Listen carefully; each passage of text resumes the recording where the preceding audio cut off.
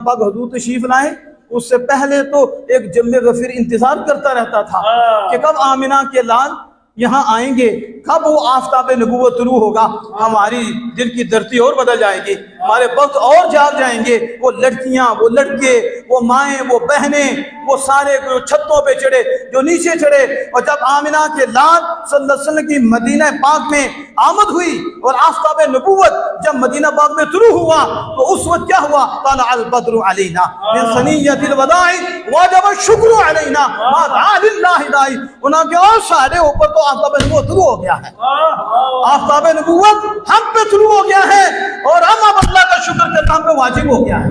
और कमीनो वहां तो हुजूर आए हैं, तो अभी विलादत तो और है, आमद और है कि विलादत हुई मक्का में, आमद हुई मदीना बाग में। और वो क्या कहती हैं? तला अल बद्रु अलैना, हमारे ऊपर वो अद्दा चांद नहीं आया जिसमें नक्स हो, तो पूरा 14वीं रात का चांद यानी मुकम्मल, जिनको सर से लेके पांव तक अल्लाह ने अपने नूर से रोशन किया है और उन्हें मुकम्मल और कामिल किया है।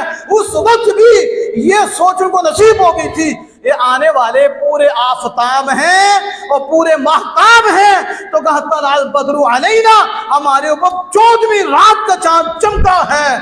वजबत अलैना वजब शुक्र अलैना मा दआ लिल्लाहि, और जब तक कोई दावत देने वाला है और हम पर इस नेमत पे शुक्र अदा करना वाजिब है। अच्छा मोहम्मद सिराजुल मुनीरा। फिर ये नारे लगे, क्या नारे लगे?